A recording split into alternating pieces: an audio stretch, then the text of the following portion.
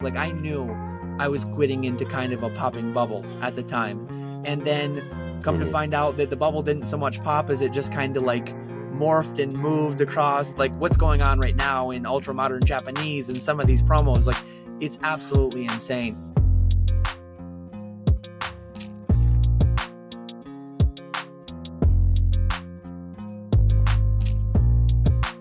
Welcome back, guys, to the PokeRadar podcast, episode 4. 1 month in, baby.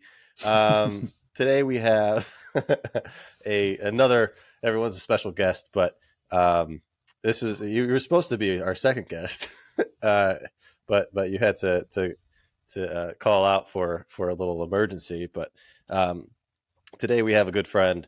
Got to catch them all. Dan, what's going on, man? How are you? I'm doing very well. How are you? Good. This is the best part of my week lately. So I'm very excited to be back doing content again. It's been a long break, and yeah, it's awesome. Especially when I get to have my friends on like you. Yeah, I'm excited to have you back. I consume way too much Pokemon content, and yours was always some of my favorite. I was first introduced to YouTube on your channel, so definitely a very, very big connection here. And I was excited to get back on. Real bummer my appendix had to step in the way. Thankfully, the old fallback option, Nick, old school Pokemon, stepped in and did an okay job. But we'll see what we can do tonight. Yeah. How are you, by the way? I mean, we were obviously talking during that because you're like, sorry, I think we need to reschedule because my appendix just burst. But I've obviously you seem to be like the typical dad, already doing things that you're not supposed to be doing, lifting up heavy objects and taking care of the family. And yeah, yeah. How are you doing?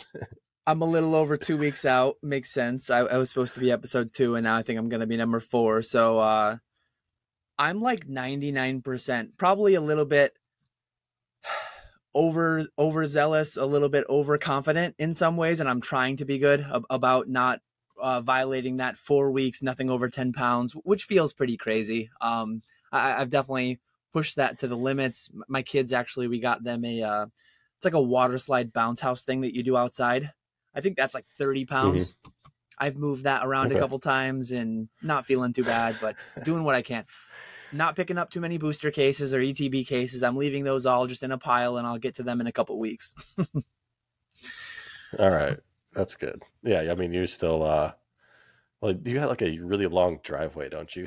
They just like drop off all your stuff. Are they bringing it up now, or are they still leaving it at the end of the driveway for you? I've had like a pallet of Shining Fates, like back during the boom. I remember having a pallet left like down at the road, a couple 100 feet driveway. Not anything crazy. There are people around me with a half-mile driveway, nothing like that, but a couple 100 feet long. And thankfully, like, people just know me now, mostly the FedEx, the UPS, the post office. We just have it set up to where they bring it all the way up, and thankfully, I've had people helping the past couple of weeks and getting stuff inside. And Paldea Evolved, I largely haven't touched, though, because it's just a bunch of big, heavy boxes sat in a pile, and I'll get to them when I can get to them. That's good. I think that's a good thing. Paldea Evolved might be highly slept on. It got overshadowed quickly by Obsidian Flame. 151 was apparently probably short printed because everyone's allocation got cut super hard. Not to say they'll reprint it to oblivion, but it just got skipped over. So I'm curious to see how that set does, even though it's not that great to open, but still, just everything surrounding that. I'm looking at it and kind of bullish on it. I don't know how you feel about it. Yeah, it's this interesting thing. I think a lot of people are experiencing it for the first time, but we're in that scenario where TCG player prices are like low mid 100s, wholesale prices like mid high 90s. There's no margin. 2020 to 2022 was a lot of like free tendies, just $400 Revolving Skies and Vivid Voltage, what it did for a while before that final reprint. And this is like the norm, though. Like, historically speaking, I mean, I've had a distributor since 2015-ish. Historically speaking, you can't just buy from your distributor and then make like 10, 15, 20 boxes, bucks per box selling on eBay. And as of right now, it's a very losing proposition to sell single boxes on eBay. Yeah, it's tough. I've had my distributor. You said 2015. That's a long time. I've had my distributor only since 2020, and like rarely used them to start. So I barely picked anything up early on. I'm using them a lot more now to build up allocation. But yeah, taking it back real quick. 2015 is actually, I mean, that's when I kind of got into Pokemon. So you were already doing it and hopped into a distributor pretty soon, or pretty early on. Because we hadn't met until 2019 at Worlds. Yep. Where we just like started ripping Fortnite packs together. Yep. Which I talked about a lot. Like I had you on how many times did I have you on the old podcast? Once or twice? I think just once, because I actually just recently listened back to the one, and we spent the first like 10 minutes talking about Fortnite. It was funny. Yeah, it was so random at the Pokemon Worlds event. I don't think we hadn't talked much beforehand. I don't know if we did any deals or anything together, but we just like connected. You were just sitting there like wanting to open packs. I was like, absolutely, let's do this. We talked about that Imakuni signing. So. A bunch of people left for the Imakuni signing. You, myself, Gary, and I believe Zach, Gem Mint were the ones that just kind of like, we're having fun here. Let's just continue to hang out and rip packs. Yeah. And that was definitely worth it. I know signatures are going crazy now, but that was way more fun. So I don't think Fortnite's really survived. I have a soft spot for it because of you. So I bought like a ton of Series 2, Series 3, and ripped a bunch of it and graded a bunch of it, but it's just sitting in boxes. I don't even know if it's worth anything. I have some kicking around too but that's all your fault. That's your influence. So like you're also like and I talk about this a lot with you. You're the reason that I like took Pokemon seriously as I guess at the time as a side hustle. And it was because of that event, sitting at a dinner, listening to you and Nick old school talking about the business side of things, how much money you were doing, moving through eBay, PayPal, whatever it was. And I was sitting there just like, you can sell $20,000 worth of Pokemon in a year. Like, well, that's incredible. And because I was just sitting there like enjoying myself, I guess, and wasting money opening packs and doing whatever content or whatever I was doing back then, collecting random things. And that conversation just like piqued my interest completely. I was locked in listening to you guys, and it changed everything for me. So I owe you a great deal of like where I am today, as long as many other people, many of my other friends, but you especially, that moment really pushed me to that next step, that next level. So I have to thank you for that if I don't thank you enough for it. It's funny the way things work, because like, as I mentioned, 2.5 years ago, I believe it was November of 2020, you were my introduction to YouTube. And then not too long thereafter, Jake from Pokenomics had me on, because I think he mainly found me on that episode. Funny thing, in that episode, I talked about almost in early 2020 selling most of my WotC collection before it ballooned in price. Jake was that guy. Mm-hmm. Jake was that guy I was talking about. Jake was the guy who almost bought my whole WotC collection, PSA 9s. So really, it's just like funny, small world, all that stuff. I went on your podcast, then I went on Jake's podcast. Then I was Nick's. Every time he tells it, I think I was like one choice further down the ladder. I think at one point I was his second choice, and at this point I'm like his 9th choice or something. But anyways, 2.5 years later, we've had a podcast that's been going now for that long. It's crazy. It's crazy. And now I'm partnered with Jake with the Pokenomics Patreon and all that. So I owe you a lot too, having introduced me to YouTube and brought me into this space. Not to say that, not to say you wouldn't be doing great things had you not met me and had that conversation with me, and not to say I wouldn't still have found my way to YouTube, but it's just funny, like the way we were really big steps towards that progression. So very, very amazing. Mutual. Yeah. Thank you.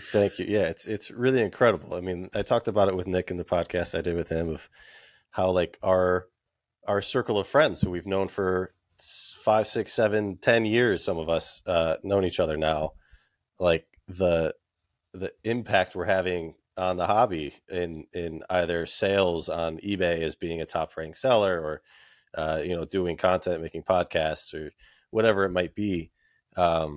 Like this, it's really cool to see all of us just kind of really just crushing life. We're enjoying it. We're loving it. It's still competitive and challenging and learning new things and all that. But I wanted this to really kick off with you this one thing, because as again, your inspiration to me is doing a business. You're doing that a lot now for people through your podcasts, your lives, your Patreon with Jake, which I'm not a part of. I should probably do that at some point. You are, as many successful people are, you are one of the most like consistent people I know. And like you said, podcast 2.5 years now. Your numbers aren't like anything crazy or have grown exponentially to be like a incredibly exciting thing for a person. Like for me, going that long and it's just like tough to continue powering through that, but you've remained super consistent with it. And I'm sure it's reaped many rewards here and there. I want you to open up on that, but consistent with the podcast, consistent with the way you sell, the way you do business, your methodologies and everything. So why are you so consistent? How do you do that? Like, that's something I struggle with. And I'm sure a lot of people do. I think it's something that I need to do for myself. Otherwise I'll just fall off. Like if I don't set, as of right now, I've gone through a couple different iterations, a couple different posting schedules, but since day one, PokeFlips was every other week. We talked about weekly, and I was just like Nick was gung-ho about wanting to go weekly. And I'm like, let's dial it back a little bit. We can always start bi-weekly and then go to every week if we want to. But it just felt like that would be too easy to fall off on, especially since it was my first foray into YouTube. I used to be an engineer. I always talk about like SMART goals: specific, measurable, achievable, realistic, time-based. So if I set a specific goal of posting a podcast episode with Nick every other week, and that was the genesis of my YouTube. And for a while I was doing 3 videos a week and then 2 videos a week. I'm down to just 1 video a week, but I've added in a live. Just knowing that every Monday I have to have a video. Like I have a backlog of ideas of dozens of videos. Consistency is actually like the title of one of them that I'll do in the coming weeks and months. But yeah, just knowing that I have to get that video ready for Monday. I have to go live either Wednesday or Thursday. I do a short every Friday. It just keeps me regular. It would be so easy to just let it fall by the wayside. And from a lot of perspectives, as you mentioned, I've not like gone viral. I've not popped off. I mean, especially episode 1, you had PokeRev, who's completely the opposite, doing massive things. His business is YouTube at this point. But mine is like a supplement, and a lot of great things have come from it. I'm doing like consignments now. People can trust me. I'm a face and a name they know because of that visibility on YouTube. And I've bought some massive collections. I've had some great opportunities. Little bit of my sourcing is like almost passive in a way, because people know what I'm after. They know what I'm out for. And they DM me, they email me, whatever. Hey, check out this Facebook post. Check out this lot on Heritage. Check out this. You might be interested. So even though it's not paid directly into the bank account via advertising dollars or anything of that nature, it still had a lot of indirect benefits. And I just really enjoy it too. It's really easy to stay consistent because I really am having a good time with it. Definitely a lot of other video ideas that tie in with exactly what you had asked. Like consistency is going to be the title of one. I don't know how I'm going to phrase it, but I feel like antiviral. I feel like my type of content, my personality, my brand is just like antiviral. I've never had a month on YouTube where I gained more than 300 subs. I think every month I've either gained between 60 and like 260. And most every month it's been around 100. I've been on YouTube for 2.5 years now, a little over like 30 months. And I have about 3,000 subscribers. I'm averaging right on like 100 a month. And some people would get discouraged by that. Some people would think they need 10,000, 100,000, a million, whatever it may be. But I really don't have a specific number. I just have, I want to win-win. Like I want to feel good about what I'm putting out there. I want to enjoy doing it. And I really love, like, and I need to do it more as a viewer, but just the comments that say, like, I love what you're doing. Keep doing what you're doing. It's entertaining. It's educational, whatever they may be. When I get those messages, that feels really good. And I need to say again to you, it's amazing. I love the content you produce. Keep doing it. I know you've had times where you're back and then you're not back and then you're back again. And this is like your return. Make it last as long as possible, because I love your content, and I'm so happy that I'm able to be a part of it. Yeah, I went on for a long time. This is my last shot. No, that's great. That's what I want. Like I think it's like my last shot of doing the start. You know, it's like, I'll give you more chances. That feeling. Please don't make me, but I would give you more chances. Thank you. It's like, I stopped the podcast for like well over a year, I think. And I would get messages weekly about when's it coming back? And it felt so good and so awful at the same time. And then when I finally started it again, just the flood of comments and support, it's the most amazing feeling ever. Because that's how it all started, right? The podcast was just, I started 3.5 years ago at this point, where it was just a random Discord chat. Someone was like, we should record this. I was like, all right, I'll do it. And it just grew into this great thing that I really enjoy doing, sharing the stories of collectors, talking with you guys, learning about different things and different ways to do Pokemon. And it ended up like becoming this center point for opportunity for me. And being me, the inconsistent shiny thing, I just went after everything that came my way. So it just slowly or quickly, depending how you look at it, just fizzled out. Like, I was getting the consultant gigs. I was getting the, come sell to me celebrities. I was getting the take a trip to do a cool trade. Like, all these things were presented to me. And I was, instead of sticking to what was working and being aware and being smart, like you say, just be smart, be logical of why those opportunities were coming in and how to build off of that, I just let that fall off and chase the next new shiny thing, which I don't regret at all. I mean, incredibly grateful for the incredible experiences and opportunities that I had. Awesome things I've been able to do, and I love every moment of it. But I'm so happy to be back. So this is going to be very glad to have you back. This is going to be it. I have a good feeling about it. I'm kind of back in the rebuild mode, kind of all facets of life, of business, finances, everything. Started working at Rare Candy and moved to Texas. I've moved across the country like 5 times in the past few years as well. Yeah. So it's been quite the journey, but it's you, it's Squeaks, it's, even, I don't talk to Pratt much, but Pratt and Charlie and TCA, consistency with like what you guys are doing and not chasing the shiny things that are offered to you. Like, it has clearly led to a continued success, and it's really great to see where you're at right now. I mean, I brought this up again with Nick, and I want to ask you if you're open to sharing, but this idea of eBay rankings and gamifying your business and all this stuff really, really intrigues me, because I'm a competitive guy. I played sports and everything. I big basketball, golf player. What ranking are you on eBay for your category of, I guess, I don't know, Pokemon TCG or whatever the category is? Yeah, so I literally just looked today. I was talking with James, ZNG Emporium, and he had found a website that tracked it by feedback count. So he found a website that tracked, I was greater than 10,000 rank. Like I was not within the top 10,000. And he pulled up, Rusty actually wasn't in the top 10,000 by feedback count in the past 30 days. that is a metric though that I'm not trying to optimize, that I'm not trying to maximize. What I'm trying to maximize obviously is like my net profit. But within eBay, they call it a listings quality report.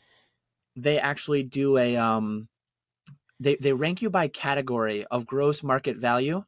It's a little bit weird because James looked his up.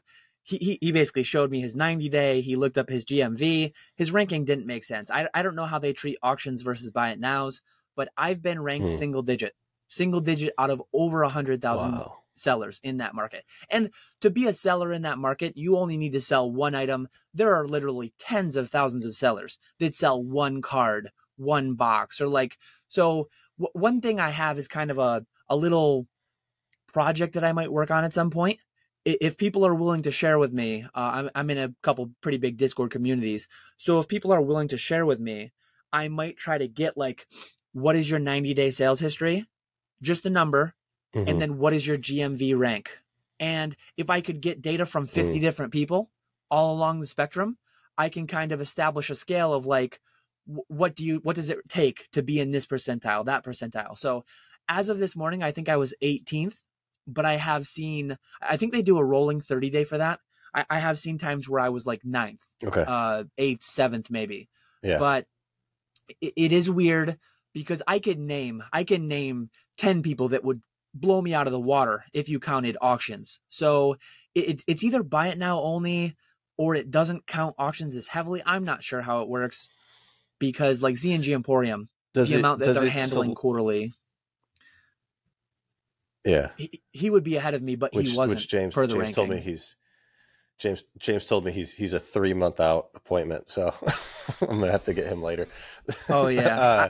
So is it within a specific category, or is it like a broader category of collectible cards? Is it used cards? Like, what is it, a specific category that it puts you in? Yeah, I'm trying to find, I sent it in Discord. I forget which Discord, which channel, but I'm trying to find it right now. I believe it's, so the way that eBay policy works, even though I'm selling like 95% of what I sell are individual graded cards, it's still considered like a used category because it doesn't have a UPC attached to it, because it doesn't have a barcode. Well, PSA kind of do have a barcode, but not a barcode like that. I believe it's the used category for CCG single cards. I'm trying to find the post, but I can't find it. But yeah, I was rank. Are you? I was rank like 18 out of 100,000 plus. Are you very? So that's something that I'm so inconsistent with. When you're making a listing, are you making sure it's always in that category, or do you mess around with putting them in? Yeah, primarily what I do is like I have a couple thousand listings at this point. So I have slabs listed from every generation of every kind in pretty much every language. If I get a new PSA 10 first edition Venomoth Hollow in, I probably have another PSA 10 first edition Hollow. I sell similar off my own listing so that it grabs my stock description, so that it grabs my stock handling time, my shipping, free shipping, all that. So I sell similar off my own from a very similar item, and then I just adjust the name, the photos, and the set, or whatever else is necessary. Gotcha. Yeah, I use yours. I use Squeaks. I use a whole bunch of different people. I should probably just use yours to sell similar off of instead of everyone combined. Ideally, you use your get to a point where you use your own. Ideally, but I've seen some eBays where like I'll have multi-quantity of an item. Like here's a first edition Skarmory next to me. Say I have 2 of these. Yeah. I'll use the last 2 of the cert. So I'll do -54 to end the title. I see people like a month later with Skarmory -54 because they sold similar off mine. Like you need to be careful selling similar off other people's, because there's certain aspects of their listing that won't be relevant to yours that you'll just kind of like accidentally take. I was messaged by PWCC like years ago because I took one of their listings and it had PWCC or something in the title, and they said you need to take that out of your title. This isn't, you're stealing our brand or whatever. So yeah, you got to be very careful with that. Because you don't want to be selling something that's not yours. You can easily get in trouble for that. But I did actually find it. Let me just to get the exact. So it's CCG individual cards, condition used. Your rank by sales, GMV value, 18 out of 122,496 sellers. And for anyone who wants to know where they are, how to find it, they call it listings quality report. If you go into your My eBay and you go into your listings quality report, that's where you find it. Just if anyone's interested in kind of finding what your baseline is. And then if you want to gamify it, if you want to just be like, well, today I'm 15,000, I want to try to crack the top 10,000 and then crack the top 5,000 and just go from there. Where is it under? Is it under research? Yeah. So if you go it's under performance and then traffic. Performance. So it's under the performance tab and then traffic. And then in the top right, there's a big button that says download listings quality report. It's in there. We're going to see what number I am. Let's see where, yeah. I haven't sold on eBay at all in the last, honestly, like year. How far did you have to scroll down? The summary, the guide, CCG, individual cards, rank versus other sellers. Oh, here we go. Oh, wow. Yeah, so okay. It'll default your biggest category to the top. So if you've been selling boxes more than single cards, like you might have to scroll some to find my specific category. Impressions, click through, sale conversion. I know you guys can't see this chat, but there's so much data in there. Really it's actually really interesting to look at. Yeah. Yeah, I'm going to have to look at this later, but I think I'm somewhere in the high 10,000 range. So, at one point, I definitely was up there, but I didn't know about this. But it's become a definitely a motivator, a goal of mine to get into that echelon of eBay seller to be with you guys. So I'm in the process of finally grading things again. I'm moving across states and putting things in storage. I don't know where things are. I have so much backlog. I bought so many things during my period of absence from content that I just never touched. So I have a lot to go through. I'm very excited about it, but yeah, it's also just a whole nother endeavor when you have a 9 to 5 again, because I know that you had a great job, chemical engineer, right? Chemical. Yep. And it made good money, great benefits, support a family, great dad, great husband, and you took that leap, took that risk to sell Pokemon full time. You know, this is a question that I get asked so often. It's a question I'm sure you get asked so often. It's impossible to answer because you're not in the person's shoes. But I'd love to get deeper into that, so that people can understand where we were at when we decided to take that leap. I mean, I'm back to a 9 to 5 now. It's in the world of Pokemon, so it doesn't feel like it, but how were you able to finally take that leap, especially with a family? You have a couple kids, 2 kids, right? Yep. You know, for me, no responsibilities, single guy, no house payment. I was just like, you know what, let's do this.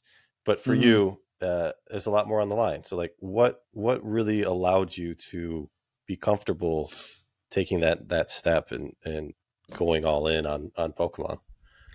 Yeah. We touched on, when we recorded last 2.5 years ago, I was not yet full-time. We're actually coming up in a couple of weeks. I will have been full-time for 2 years. So I went full-time 6 or 7 months after we last chatted. But I being an engineer, people who follow me on YouTube, you know, I'm a spreadsheet guy. You know that I'm one of those people that just does, I don't necessarily budget. I just do a mass balance on my money. I know, I see how much comes in. I want to know where it's going out.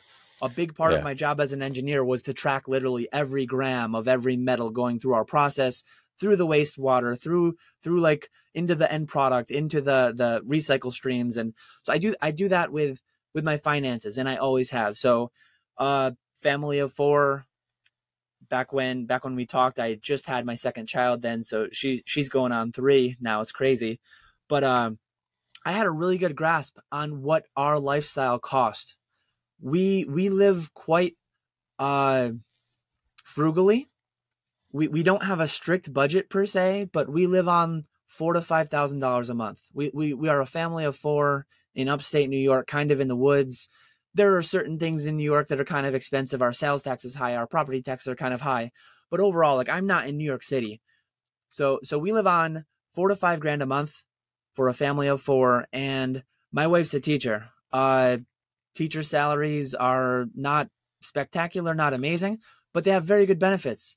And she makes gross pretty much enough to cover our day-to-day bills. So that was one massive part of like my financial foundation that gave me the ability to take the risk, to take the leap into doing this full time. Another part, as I mentioned the last time we talked in 2020, I paid all my debt off. I was paying my debt off with multi-$1,000 cases of Evo and with $1,000 EVs and Pikachus we talked about so much. And having that foundation in place, it wasn't even that much of a risk. Like, I knew I was quitting into kind of a popping bubble at the time.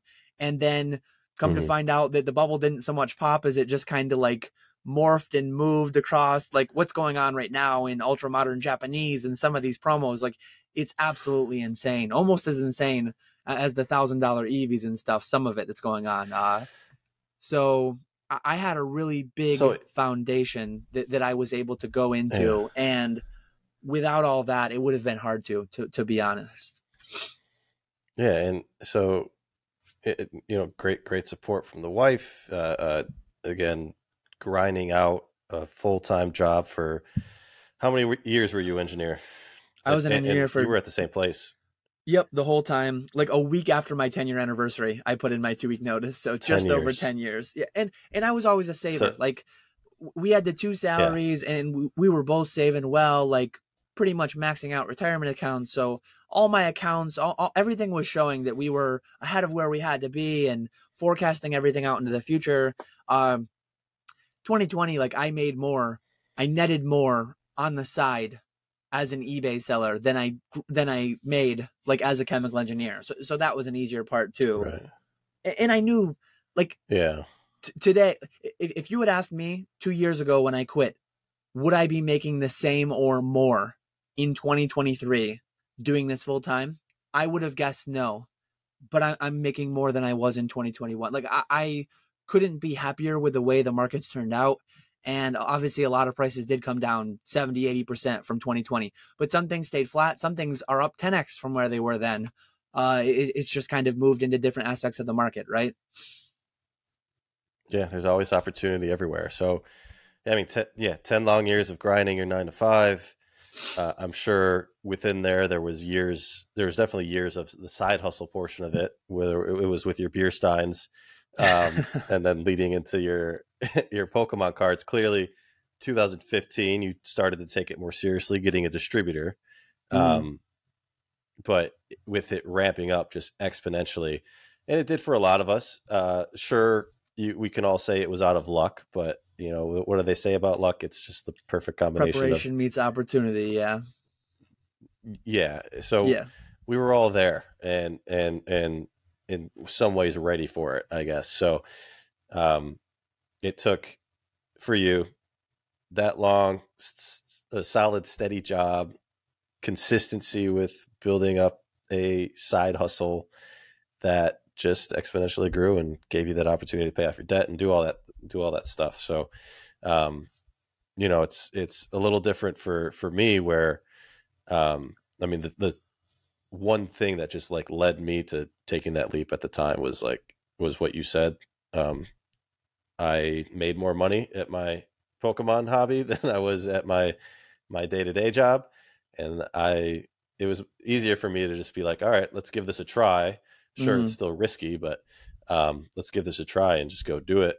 And it worked out fantastic. And I mean, it's led to, again, experience and connections and building relationships that's allowed me to get jobs at startups. And now, although I'm technically working for someone else, it's still just like a dream job, and I'm doing Pokemon for a living. So I always tell people, and I learned this from Charlie Herlocker, that Pokemon will like be forever the greatest wealth building tool.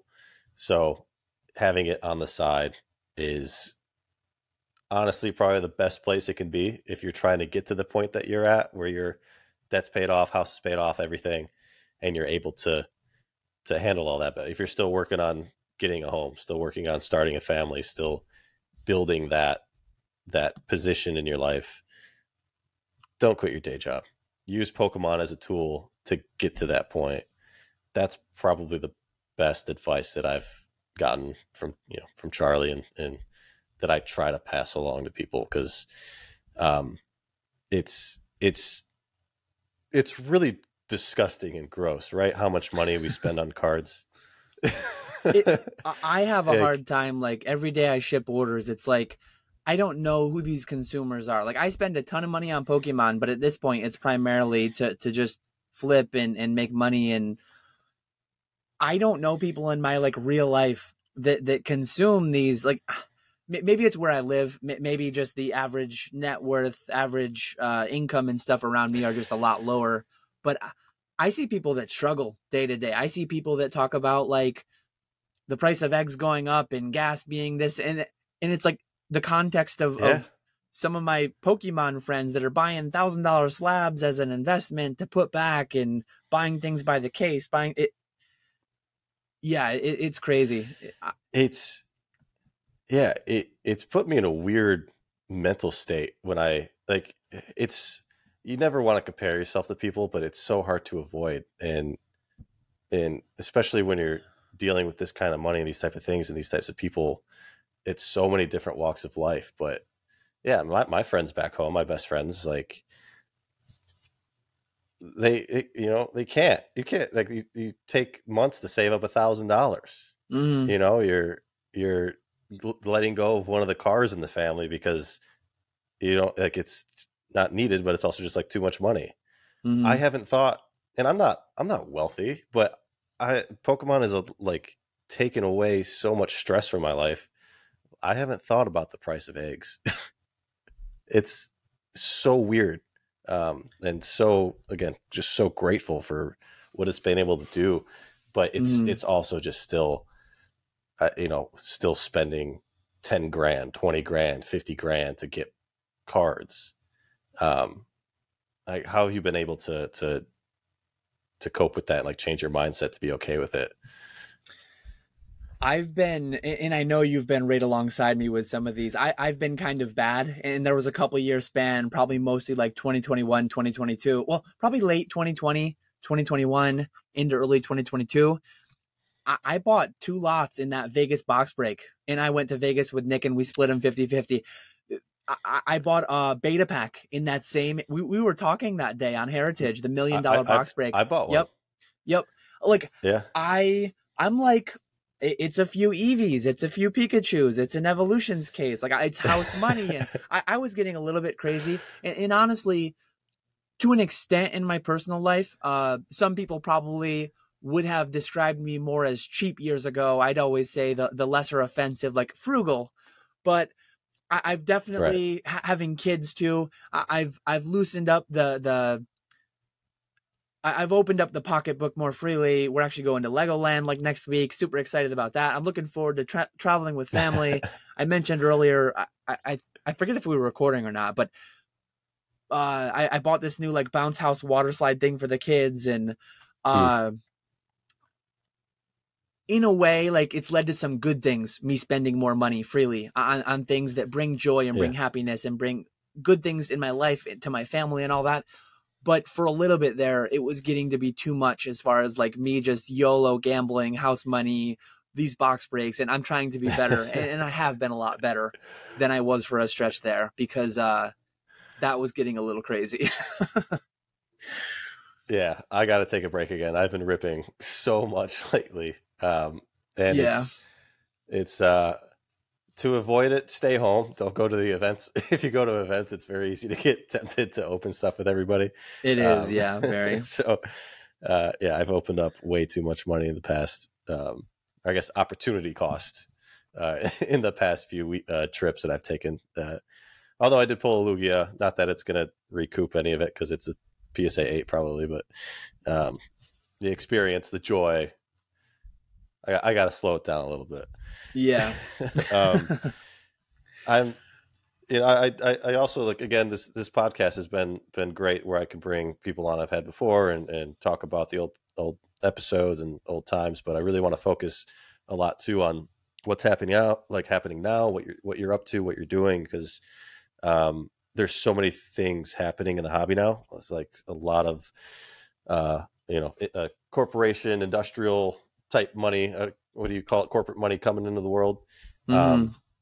You've been very open, very, very transparent about putting all your eggs into eBay, as some others are. And you just recently started promoting the 5% eBay Vault commission structure that you're offering people.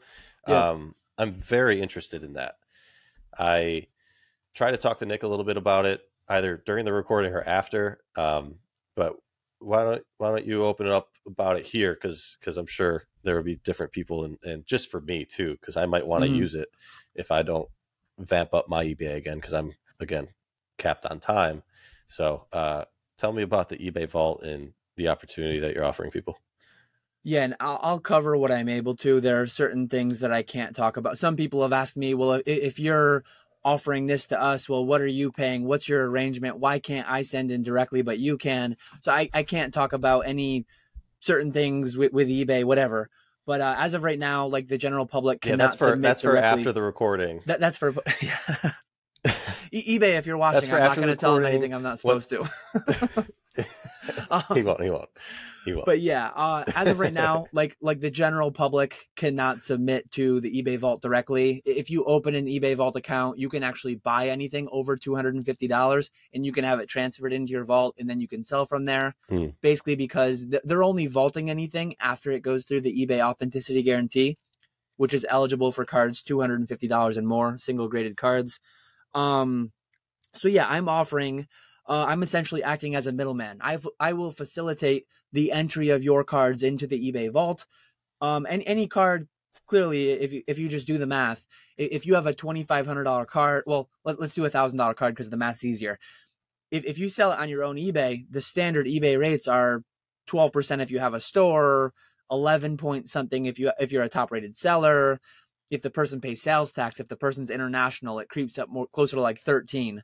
But if you're saving, instead of paying 13%, if you're only paying 5%, you're saving $80 on $1,000 card, right? So like, there's a value proposition to the consumer, and then I can't tell you my arrangement or anything like that. I have some amount of labor, but like, I'm making some amount of money too. So I'm trying to create a win-win. I'm trying to save you money. I'm trying to make some money. I'm trying to grow my eBay account. As you mentioned, I'm kind of hitching my wagon to eBay. There was a big bit of news earlier in the year. Troll and Toad Evo is closing down. So as of February 2024, I forget if it's the 1st or the 28th, I have to just be up and out of there. So a lot of that stuff is going to be transitioning to eBay. I'm trying to grow my eBay account as much as possible. This eBay Vault opportunity kind of allows me to offer a win-win proposition for both me growing my eBay account, potentially doing things down the line to work on that fee structure that I'm paying, which then just compounds. In this industry, so many different conversations go on about how hard is this all? Is it too easy? Can too many people do it? One thing you like to do as a business is you like to try to consider, what is your moat? What is keeping other people from being able to compete with you? And if you grow your volume to an extent to where you can lower your buy side costs through distributors because you're buying so much, and if you increase your sales volume to such an extent where through selling platforms you're able to lower your sell structure, if and when the market gets lower liquidity, lower sale prices, lower margins, there might be situations where the general market is making single digit or negative margins, and I'm able to still operate at double digit margins or something because I'm both buying cheaper, grading cheaper, selling cheaper. That's building the moat. That's what I'm trying to do. That's a big goal for this year. So obviously if you're somebody in a position I was just going to say, if there's a little delay here. Go ahead, Dan. Yeah, I was just going to say, like, if you're somebody who is trying to grow your own eBay and you're trying to get to that level, and you may not want to participate in a program like that where you're putting all your numbers through my eBay. There are pros and cons, obviously, to doing it yourself versus using someone else. The more, like, if you use me, you can do it for cheaper, but you're not growing your own side. But that's where you just got to run the numbers, do the math, and I can't tell you exactly what it might take to get better fees and things like that. But I've been fairly transparent, and you can see roughly what I've done over the past couple of years. And it's a pretty, if you're like a side hustler guy, if you're a side hustler person and you just want the ability to sell for cheaper, a little bit more passively, send it to me, get it sold, paying less than you would doing the work yourself. Like, there's definitely a value proposition there. So yeah, that's what I'm trying to offer. And sorry, yeah, the delay. We were yeah, your no, turn. It allows you to be to be nomadic in a way, right? Like you can send stuff off to, I mean, that's how, when PWCC was like, again, they're kind of like the pioneer of some of this stuff. Like, it allowed you to do this type of work, which is a very hands-on thing, but you could do it on the road. You could buy collections, send it in for grading, direct, never have to touch it again. So that's the value, I think, for a lot of people.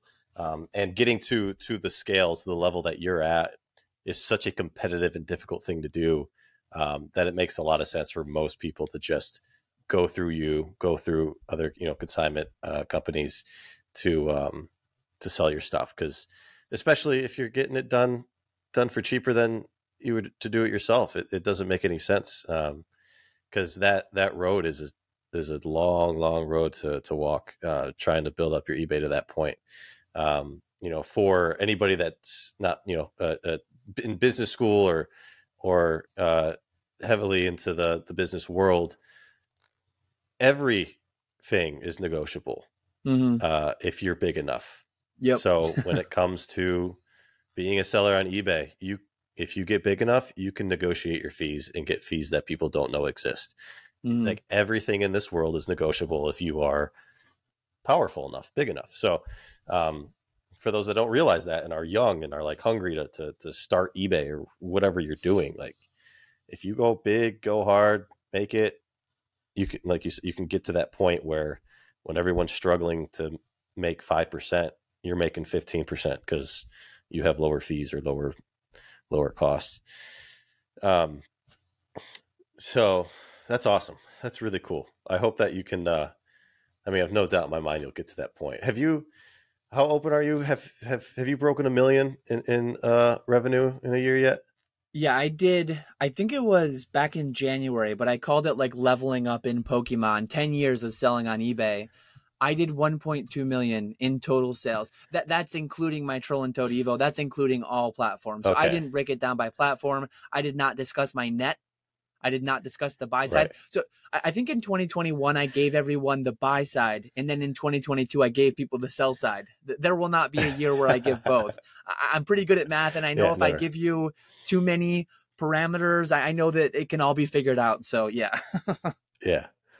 So, but you haven't done $1 million through eBay itself yet. Correct. Okay. So that might be your next goal then, I would think, especially if you're all in. What are all the revenue streams? You have private sales, you have had Evo, eBay, probably selling through the other bigger auction houses, possibly. You got Patreon, ad revenue, and whatever. What are these all? Is there anything I'm missing of like revenue streams? So eBay is far and above the majority. Troll and Toad Evo, had it been a thing still, had it not had like a sunset set, a schedule set for its demise, at least from my perspective, that would have been very large number this year. I mean, I'm still doing pretty big numbers weekly and monthly, trying to get rid of everything before I have to take it all back. What's very large? I mean, Troll and Toad. It's all relative. Yeah, there was a portion where I was being very transparent on Troll and Toad Evo, and then I kind of realized it was too good to be true, and I thought it might go away, and then it's turning out to where it is going away. But I was on pace to sell over $500,000 this year through Troll and Toad Evo. I'm likely not going to sell that much, but I'm going to sell a lot. It's going to be a big What number were you still. selling?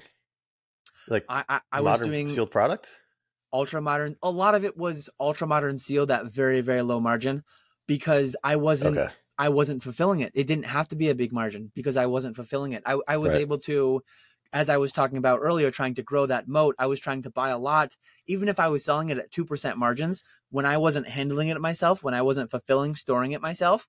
I don't care about getting 2% margins because that allows me to get a bigger allocation for the next set. So that was one thing that I was really building on. I was buying a lot of singles collections. I actually bought one from you after the national. I forget if that was last year or 2 years ago. That's right.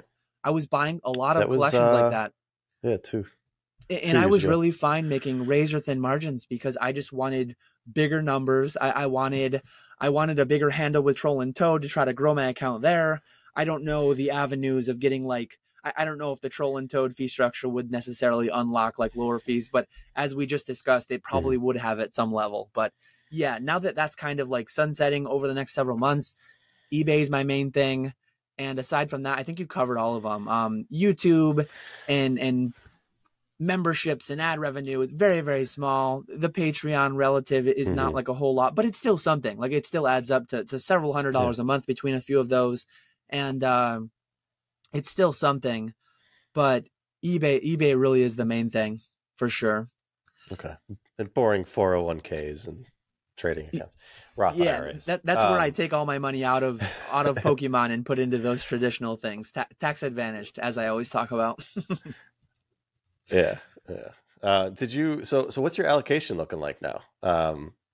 How big have you been able to get there? Are you still with one distributor? Do you have multiple?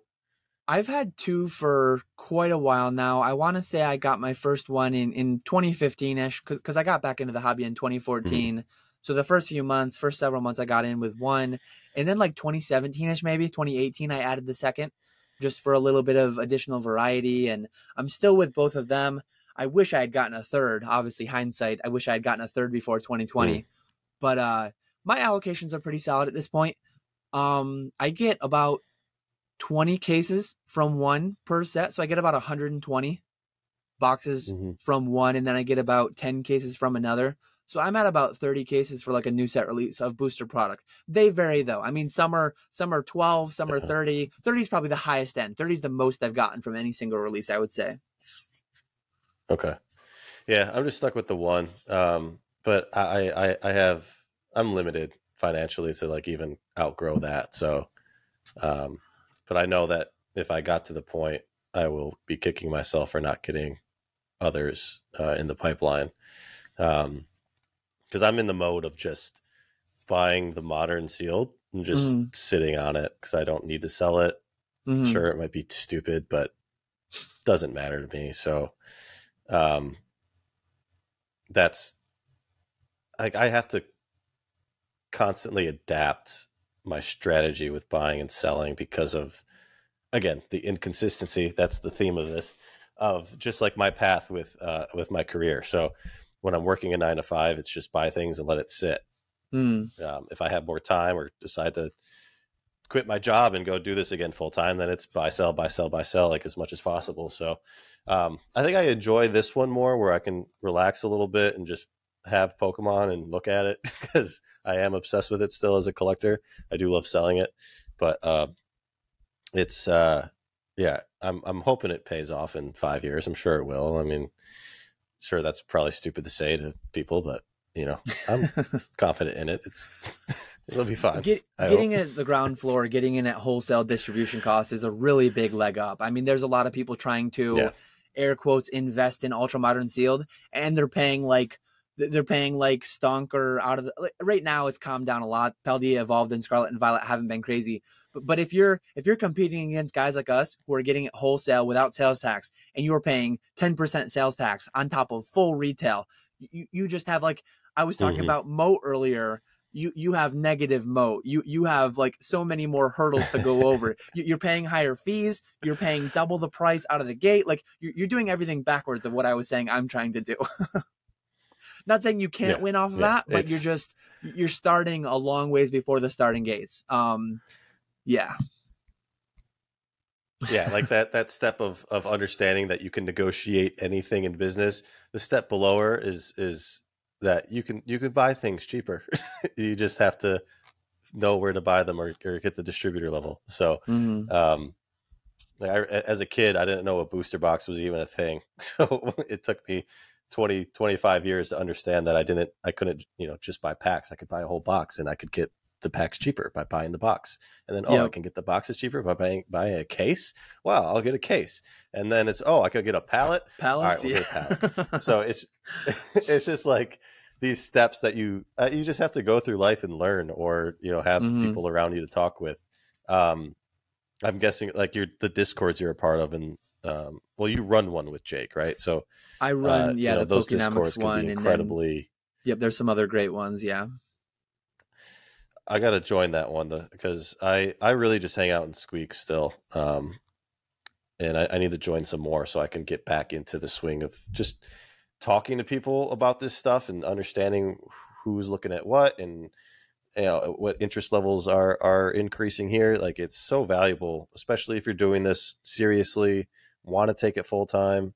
Information is the most powerful tool, and you get that by relationships, which I find relationships is my favorite thing in the hobby and the favorite thing in life to build. So, Mm. relationships most important to me, information second, and then third would be like just, I don't know, knowledge of business and all that stuff. So, Hmm. we've avoided this it's been an hour, but we have to talk about it a little bit. Everyone's talking about it. Let's talk Yeah. about CGC at the risk of this coming out a week later from filming and the whole perception changing, and we might have to just start every sentence with "This was recorded a week ago." Yeah. But I think a lot of us have the same initial thoughts. Huge opportunity for those people who have 9.5s. Sorry, everybody that has a 10. You've graded a lot with CGC, right? What's your inventory like? Couple thousand cards. So what's been your mindset about this? I've had long conversations with people privately about it. I'm sure you have. I have, yeah. What is your sense? Like, how are you handling this over the next week? What are you doing? Yeah, so I was like, at the time we're recording this on the 21st of June, I was live last night, literally for 2 hours and 45 minutes talking about my plan. And it's funny because we talked about my Vault consignment earlier. I was live this afternoon talking about my eBay Vault consignment. I did not want my eBay Vault consignment live to be overrun by CGC questions. So I did that special bonus live the night before so that I could do my Vault live like as I intended. But that won't help. I think a lot of people are falling into a trap, and I know this because of some of my sales. So I have some very, very common cards. I had hundreds of CGC 9.5s on my eBay. Probably half of them sold yesterday and today. I'm talking like CGC 9 Celebrations Charizards, CGC 9.5. They're still going to be gem mint. So the person is buying the Charizard from me for $130. They're paying shipping to CGC and back, and they're paying $5 per card. That card in a pristine 10 sells for like $200. So how much margin is there actually there by the time you pay the 12% to eBay and you ship it to the buyer? It's like, that's probably not so much the play. More the play, I actually had a CGC 9.5 Burn Tower. That is a hard to find card. I can't go out and readily source that card mint, gem mint, raw. I can't. I can literally go buy 50 copies of Celebrations Charizard. They're not all going to be 9.5s. They're not all going to be 10s, but a lot of them will be. So if you're looking at a WotC card that is a 9.5, that is very, very scarce, very, very hard to get in that condition. If you're looking at a promo card or anything that is just not readily available in 9.5, I think there's a play. It's really kind of silly when you think about it, because at the end of the day, it's still a gem mint card. They're just changing the 9.5 gem mint to a 10 gem mint. It's the same grade, just with a bigger number. The market will pay more for it. It's so silly, but the market will pay more. But yeah, I sold Bumblebee Pikachus. You sold me several hundred Bumblebee Pikachus, You graded hundreds. I graded hundreds. I sold 40. I sold 40 Bumblebee Pikachu 9.5s. I sell them in PSA Oh, I need to list 10. mine. I sell them in PSA 10 for like 40 or 50 bucks. I sold out at like 30 of CGC 9.5s. Like, wow. What's the margin there? What's the play there? Maybe I'm the fool. Funny story with and maybe they'll all go for Bumblebee 110, but I doubt it. Yeah. Go on. My best friend from college, he messaged me, or he emailed me. He likes to email me sometimes as a joke, I think.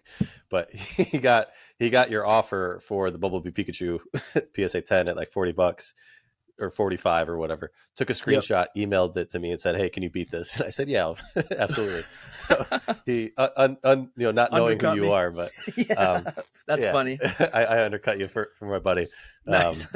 And sent him some free CGC 9 Bumblebee Pikachus to give to his friends or something. But yeah, I have 9.5s. I need to list those like immediately.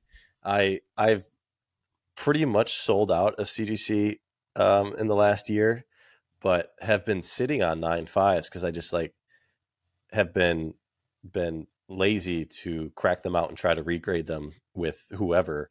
So luckily I had 20 to 30 fairly high-end 9.5s, first ed base, shadowless, legendary collection, whatever, gold stars type stuff. So I sent the majority of those out, but I kept, now this was actually a mistake, but I kept a 9.5 Neogen first ed Slow King and this Shining Kabutops. I keep thinking that there's just some of those cards I sent, I think it would have been a better opportunity to sell as a 9.5 versus getting the 10 and hoping it'll sell. Yeah. I think with how the secondary market is with CGC, it's still a little scary. I know a lot of people are just feeling like it's a no-brainer play, and I think a lot of people are gonna get themselves burned because one thing that I'm hearing, and I agree largely, I think like even though like I have a special delivery Pikachu here, I don't know what this is selling for today in a Gem Mint 9.5 with CGC, but I'm gonna pay $5 and I'm gonna put it in a 10 case. It will still be a Gem Mint CGC. It'll just say 10 instead of 9.5. It shouldn't go for more. It will because the market's crazy and they just like 10s better than 9.5s. But one thing that's happening, the 9.5 price overnight on this news. Some cards it's doubled. Some cards it's gone up 50%. I'm hearing people say that the 10 will not go for any lower than the 9.5 has. Well, if the 9.5 a week ago was going for 100 and now the 9.5 is going for 200, I think that there's a risk that some amount of people buying these, big branding this play to put a 10 on the label, some people are going to lose money on this. Well, I talked about the Bumblebee Pikachu. What's the margin there? What's the play? Are people just magically going to pay $100 for a Bumblebee CGC 10 when it's the same Gem Mint it was and PSA 10 Gem Mints are only 50? I have 100 PSA 10s left probably. Rusty probably has 100 left. Yeah. Rusty probably has 5 bricks to grade. And he can grade them. Like, people are upgrading these CGC 9.5s of these cards that are so commonly available mint. If and when CGC 10s start going for $100 a piece, Rusty's going to send 100 of them. A week and a half later, he's going to have 100 new CGC 10s. And yeah, like, good luck. I don't know. That said, though, cards like the Burn Tower, cards like the Slow King, cards like that are actually harder to obtain, there is absolutely a valid play there, in my opinion, as silly as it is. Yeah.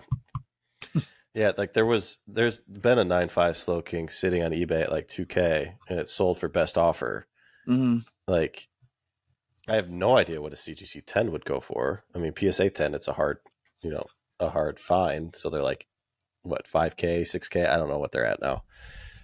But I'll be more than happy to take $1,500 for this thing because it was a $600 purchase for me. And the thing is, it's likely if these cards were PSA 10s, like I've done so many deep dives, I've done so much data. My video Monday, this coming Monday for us, past Dan and John, but as you're watching this, my video will have come out the Monday before. I'm going to do a little bit of because I did my long form video and I'm going to do a short form video of my thoughts on the whole CGC thing. PSA gives out Gem Mint 10s, PSA 10 Gem Mint 10s on 42% of Pokemon cards. Shout out to Pokemetrics. I love that website. So much data. CGC only gives out 9.5 and higher to 24% of cards. Just because, though, the Gem Mint 9.5 is achieved on less Pokemon cards overall, that does not mean every 9.5 will be a 10 at PSA, because I know it and you know it. I've owned some CGC 9.5s that would not cross ever to a PSA 10. That said, Yeah. I've owned some PSA 10s that would never cross to a PSA 10. So I guess never say never.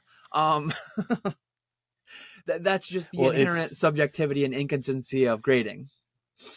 Yeah, I mean, even looking at higher end cards too, their CGC 10s now aren't getting, they're getting 70% of a PSA 10. So it's, people are freaking out over the 10s that they already have, which maybe they paid a premium for early on, or they were able to get recently for, a good deal. But like, I don't know what's going through people's minds, but they're thinking that this is going to completely change everything, and they're like missing out, or they're getting screwed over as having a CGC 10. But like, you're already not getting the same secondary market price as PSA, so it's shocking. It's shocking how people are treating this. Human psychology is a hell of a drug. These big brain plays. Yeah. Yeah. It's really interesting. So excited for those people who have 9.5s who are finally able to move their inventory. Excited for everybody who's going to have a great CGC 10 collection. So it's a win-win, I guess. Yeah. Did you talk about like the perfect 10s at all? Like those are going to be dinosaurs. You can't get those anymore. Those are, what's the opportunity there, you think? I was actually, you mentioned Squeaks earlier. I was talking with Squeaks a little bit, like privately that morning of the news in a Discord call with a bunch of people. And I think he has some like Pop 1 CGC Perfect 10s that are now, assuming none more get graded in the next 3 weeks, because there is a small window. Presumably, they're going to be locked in as Perfect 10s, 1 of 1, Pop 1 forever. Who will care about that? I know I won't personally. If I had them, I would market them under that for sure. Like Pop 10 forever, Pop 1 forever, never get it again. This is amazing. As a consumer, as a collector, I would caution people on that, because I don't know how many people will care in a long enough timeline. You need that greater fool down the line, right? To pay you more money. So I would be cautious, but it is something to consider. It factors in somehow. So one thing where I think CGC really dropped the ball on like branding, CGC is going, and I talked about this in my live at lengths, and I'll talk about it in my video Monday. But I think CGC should have dropped half grades altogether. I think half grades are kind of silly. So many cards exist at the highest end. Again, 42% of PSA graded Pokemon cards are Gem Mint 10. A further like 30-something% are PSA 9. So 3 out of every 4 Pokemon cards are either 9s or 10s. It's kind of silly to I mean, maybe more for like vintage sports and things like that, where the lower half grades are even used and matter. But in this ultra modern, in this ultra modern, like brand new print cards that are getting graded in mass, PSA 9 is 33% of Pokemon cards graded per Pokemetric. So it just feels to me, CGC lowered, like they almost went worst of both worlds in a way. BGS has the moonshot black label. They call it black label. CGC used to call it perfect, but CGC used to have a perfect, and now branding wise, they lowered the best grade to a pristine. I think that's bad for branding. In my opinion, CGC would have been best to take, because if you look at Pokemetrics, there are only 4% of cards graded achieved a CGC pristine 10. Only 0.5% of cards graded achieved a perfect 10. I would have taken all of those 4.5%, pushed them up into the perfect 10, rounded up every half grade, literally done 1 to 10 with a premium 10. In my opinion, that would have given you the best of both worlds. It would have given you the easier 10 that PSA gives, and it would have also given you the premium 10 that Beckett gives. I think half grades are kind of silly. But that is definitely a big bias towards like ultra modern TCG. I know that it's more of a thing in sports, vintage especially. That's one guy's take. Maybe it's a really bad take, but that's just what my take is. No, it's interesting. It leaves Beckett in its own world again, where they're the only one with perfect cards, and you get a pristine 10 that still could be better. I don't know where or why or when, but yeah, I didn't think about that. The just having the middle ground 10 is kind of a little upsetting. Yeah, like CGC, I don't think from a business perspective, CGC took away my moonshot example, because as of right now, pristine 10 Celebrations Charizards are selling for 200. Perfect 10s are selling for 1,000. I can't get that anymore. That's gone. They should have called the new ones perfect, pushed up all the pristines into the perfects. 9.5s became 10s, 8.5s became 9s, 7.5 became 8s. It would have been even more drastic, but I almost fear in like a year they might take the next step and they might go fully to what I'm proposing. That would actually be funny. They can't change again. Yeah, but they can't change again. They got to stick with this. Like seeing how Beckett has handled their last few announcements, it's just been a disaster. And going back on it, I think is just so much, not always worse, I guess, but it's going back on a change like this is going to upset a lot of people. So if they are truly in this for the long term, they need to stick with it and market the hell out of a pristine 10 being, top of the line card, and maybe it'll get picked up. Maybe that'll be true. Like if they're able to communicate it and market it well enough, where pristine is equivalent to perfect, equivalent to black label at some point, then maybe, yeah. And if you look at the numbers, like CGC, again, some people really take offense to it, I think, when I say that CGC grades harder. When I say that it is harder to achieve a Gem Mint 9.5 at CGC that will next month be called a Gem Mint 10 at CGC, that's harder to achieve, broadly speaking, than a PSA 10 is. Some people don't like to hear that. Look at the data, though. If you look at cards that are mass graded, if you look at like a promo, if you look at like a WotC card, you can make the argument that people are sending the better cards to PSA and they're sending worse cards to CGC, so that's why the grades are lower. But if you look at apples to apples comparisons, 001 SVP, the black label rate is 25%. The perfect 10 rate at CGC is 6%. The PSA 10 rate is 90%. PSA is grading more 001 SVPs as PSA 10 than CGC is grading as a 9.5 or higher. That's apples to apples. Because everyone who's sending 001 SVPs, it's apples to apples. They're all like perfect, flawless, brand new produced cards. And you can look at Celebrations Charizard, and you can look at other cards that are like apples to apples comparisons. PSA grades a lot easier. See, that's nice to hear. If people that doesn't mean every 9.5 will be a 10 though at PSA, because not even every PSA 10 is a PSA 10. Like, don't forget that. Don't lose that context. Oh yeah, no, it's if the more people talk about it the way that you are, I can see CGC being much more successful with this and just in general in the future, because the data behind that is surprising. I mean, people don't actually look into that. They just listen to what people say and what the secondary market says. So they need to get more of that information out there. I think that would ease the minds of a lot of people and actually intrigue them into using CGC more to get I don't know if more harsher grade, but maybe a more consistent, true grade, however they want to communicate it. So that's cool. Everyone go watch Dan's videos to see the data. I will never make videos with charts or any sort of analytics and charts and Maybe if you have trouble sleeping, if you're an insomniac, just put my videos on in the background and you'll go right to sleep real nice and easy. Well, this is something that I feel like asking a lot of people now, because I truly enjoy this, especially when it's my friends. But again, as I mentioned in the beginning, you are a father of two. you've got a wonderful wife, and you do Pokemon full time, you're going to end up being the coolest dad on the block. Can't wait to, do career day and all that.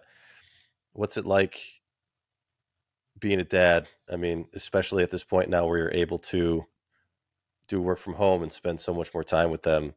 I can't imagine how much better it is the past 2 years, being able to see them grow and be a part of your business as well.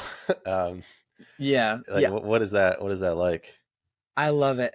A big part of my motivation to ultimately quit the job, like finances and all that stuff. But like my wife is a teacher, so she's off all summer. Kids obviously off all summer with school and all that. So I'm so looking forward to, we're going midweek to Legoland. We're going to miss like the big weekend rush. Obviously there's a lot of other teachers. There's a lot of other kids that get the summers off. It's not like Legoland's going to be empty on a Wednesday, but it's going to be less busy than a Saturday. We can do that with the zoo. We can do that with wherever, whenever, all summer long. If I look at the forecast and it's 80 and we want to like go to the beach or blow up the inflatable bounce house slide, water slide, and just play in the backyard and cook some burgers. And I can do that like whenever, wherever. I need to be careful. I can't do that all the time every day. I won't make any money and it won't be good.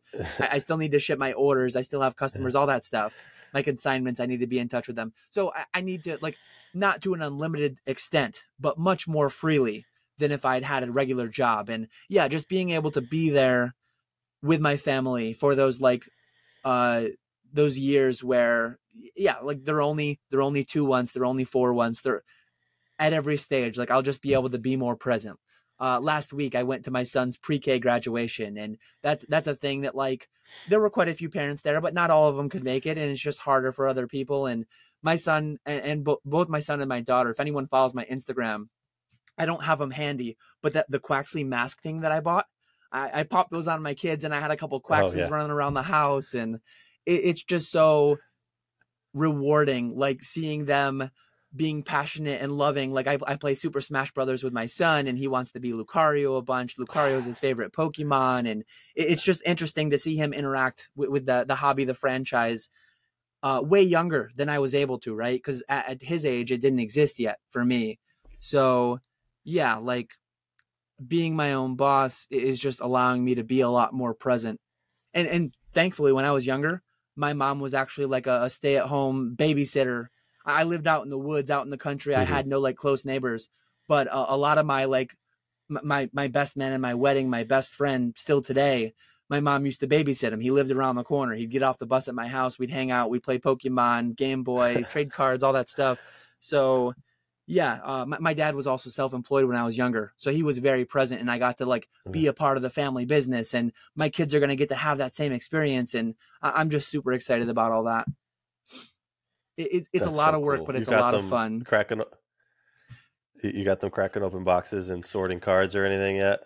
At 2 and 4, they're not like super productive, but we do open some packs from time to time. I was doing a booster box, like Scarlet and Violet. I did a booster box. That's pretty expensive though. That adds up, and on top of it, it's like a big mess. My son had 360 cards that he was just throwing around the house, putting them everywhere, falling in the couch cushions. And my wife's not a super big fan of all that. Yeah. So with Paldea Evolved, we opened an ETB for my son and an ETB for my daughter. So we're going to start doing 2 ETBs every set instead of a whole booster box. Okay. Yeah. My nephew's turning 4 in early July here. So I'm going to get to go see him again. But he used to just love building towers with my booster boxes and ETBs and everything and knocking them down. Yeah. I'm excited to get him to the point where he's opening it and looking at the cards and enjoying the cards. I just have to be careful because I store a lot of my stuff at my brother's house. So once he discovers that there's cases and cases of Pokemon cards in the basement, be real careful with that. Might. Yeah.